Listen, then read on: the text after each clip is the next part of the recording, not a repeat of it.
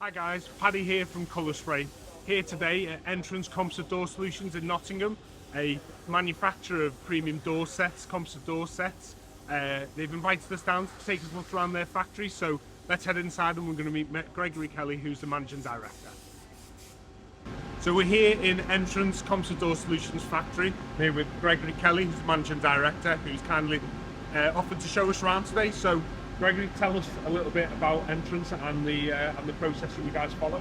So we've been manufacturing doors for 5 years now, composite door slabs, or composite door sets. We started off as a prep slab business, but we've evolved into a full door set business. We do the whole process in-house. So we start off in this factory here, which is our CNC shop, and then here what we do is we cut the slabs to size, we prep them for the glazing apertures, letter boxes, then we move on to the edge bander, and after that then we go on to the second CNC, which is where we prep them for the locks, the handles, the hinges, all the hardware side of things. The way the process works is that the factory sort of follows through. So we start off here, goods come in, we store our doors inside here, and then once we get them on the CNC, all the cutting and all the preparation work's done in here before we do the paint. Quite important that we do all that, because what we can do is we can edge band doors and get the proper finish on them. Because what we do on our painted doors is we paint the edge band hinge side, so that whenever the doors open, it looks like it's doors all one colour. So here in the next stage, obviously next door to the CNC prep area, this is the frame fabrication department. Tell us a little bit about what goes on in here. Yeah, so we use Commoning Profile.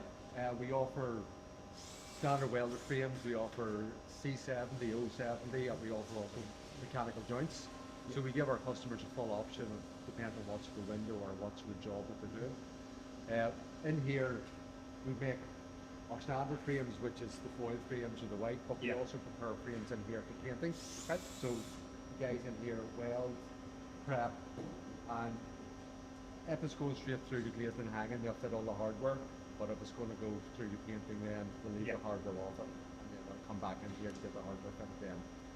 So we're here now at obviously the paint shop, which is the next stage in the process. We've obviously prepped the doors, we've manufactured the frames, and now this is where it comes through to. And I think the first thing that really hits you is the compactness of this overall setup. Yeah, well, we moved into this factory in 2019. We had put an extension on, but one of the things that we bought a building that suited the size of business that we had at the time. We've grown beyond that. It was always our intention to put a spray booth in. It's getting the spray booth in the right position, not just the factory, but with the flow coming through. You know, there's no point having it at the start, or equally having an environment with the CNCs where it's dusty and all the rest. So this was always earmarked as the area for the spray booth. What we had here was a raised concrete platform, which again sort of restricted us to the size that we had for it. We did extend that out by a bit of timber, but that gives us a bigger prepping area. The spray booth was, although it's compact, it gives us everything that we need. We've got a prep area outside it, we've got a spray booth, and then we've got the shoe box on the side of it. We've got a paint mixing area. We just have to be clever about how we use the space. One thing we didn't really have room for was a hanging system. So instead of using a hanging system, we use these trolleys. And with these trolleys, they are our hanging system. You know, we hang cassettes in the back of them. We put the drip bars on them, whether it be a frame or a door, everything fits into them, and we just pull them through. So it's almost like a cell. This cell needs painting, this is the job, everything's on there. We've got the cassettes, drip bars, frames, door slab may be separate due to space, but it's all. It is, but what you're saying there is right. We try to, our aim is to spray a job complete.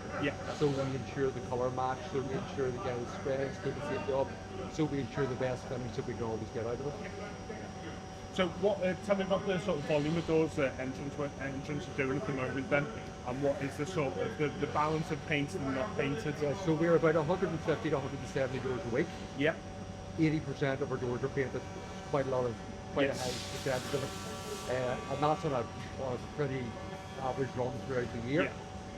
On top of that then we've also got our painted frames, which there's a lot of work in painted frames. There's as much work in a painted frame as there is in a painted door, with all the masking up and that side of things.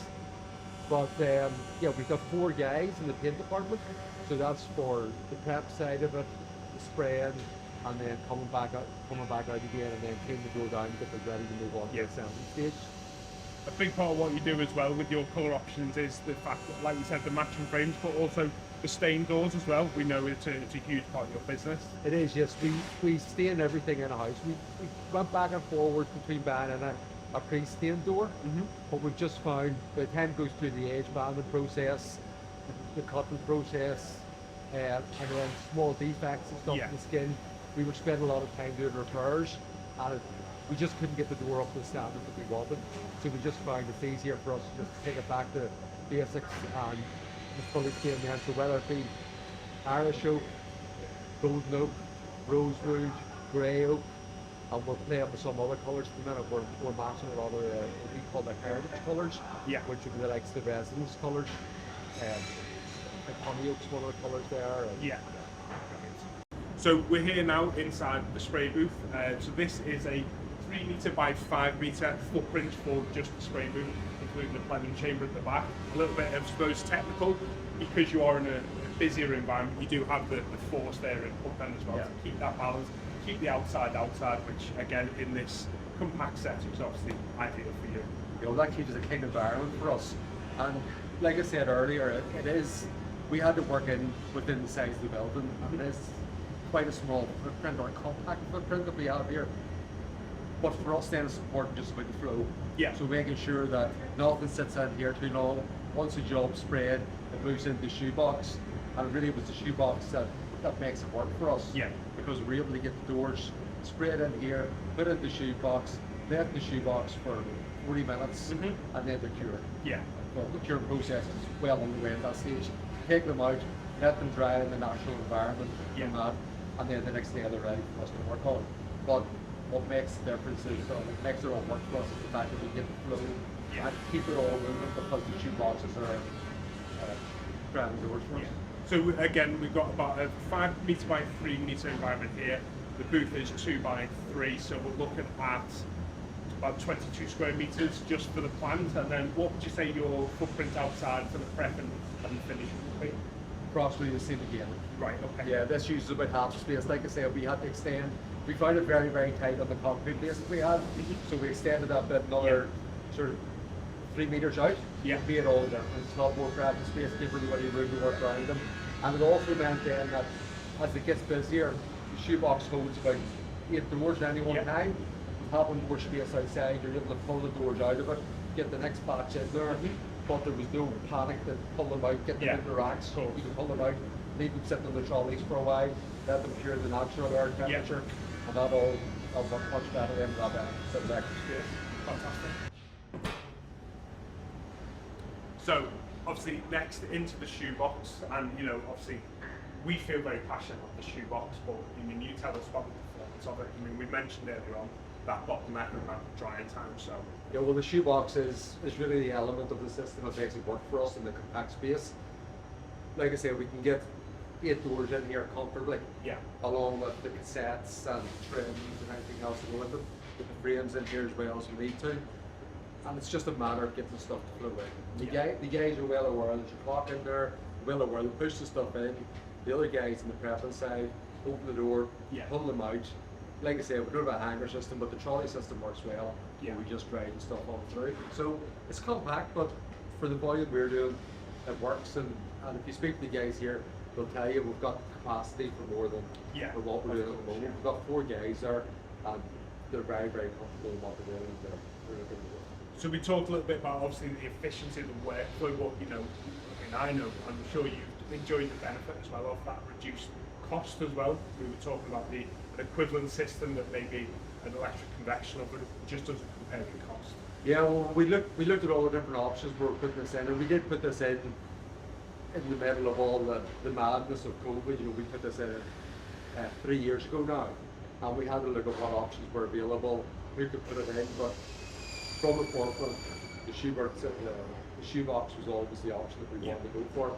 When you sat down and got all the comparables, the fact that the running costs and everything else for it and how that fit into the business, that was the right choice. Yeah, fantastic.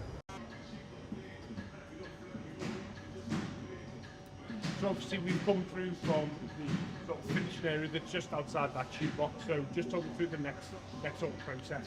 So ideally, once the doors have been in the shoebox for 40 minutes, we take them out and we put them in the drying rack. They just sit there. And ideally, we like to leave them the next day. Yeah. We find that once we leave them the next day, take all the tape and everything else off them, and then bring them down into glaze and hang it. At that stage, the guys are happy to put them on the bench, work with them, do whatever they need to do with them. The paint's smart enough Yeah. to be able to use the doors and the frames as you would in your normal production environment. So obviously next stage then we're into the glazing section. So you mentioned earlier on about the one-man glazing system. So you tell us a little bit about Yes, that? so whether it's a painted door, standard colored door, painted frame, standard frame, doesn't matter at all, they all finish off here. Yeah. So at this point, this is where we allocate the door to a person. So we don't have a production line in that somebody puts in the handle, somebody puts in the glass, somebody puts in the hinge. We allocate it all to one person. And our feeling on that is that they give the product more respect. They take more ownership of it. It's a finished product, so they get more fulfillment out of the job itself, and they take more care and more pride in the job being complete. And they'll often say, "Oh, did you see this door done? It looked really well," or "Did you see this? Imagine somebody," or "The door that color." But at least they're taking notice of what they're making through the day, which makes a more interesting job for the guys. And again, we take a lot of pride in what we do here at Entrance. So thank you very much for inviting me down and showing me around. It's been really eye-opening. Tell us where should people get in touch if they're interested? Yeah, if they're interested in composite doors, high quality composite door in a common line frame using the capstone slab, obviously regulated glass and paint. Just look us up on www.entranceway.co.uk to find more details there and get in touch, and we'd love to hear from you all. Thanks very much. And for anyone who's interested in any of the paint systems or anything else that we can offer regarding bringing colour in-house, then again, please don't hesitate to get in touch with me directly on LinkedIn or follow the links below. So, Gregory, thank you very much for inviting me down to show me around this great factory. Good to have you. Just tell us a little bit where people need to get in touch with if you're interested in finding out more about the Yeah, well, happy to hear from anybody that's interested in a quality composite door and a common line outer frame using wing house locks, regulated glass, regulated paint, capstone door slab. Just contact us on our website. It's www.entranceway.co.uk. Love to hear from you all. And for any further information about any of the painting systems we've seen today or about bringing colour in-house in general, then please either get in touch with me directly on LinkedIn or follow the links below.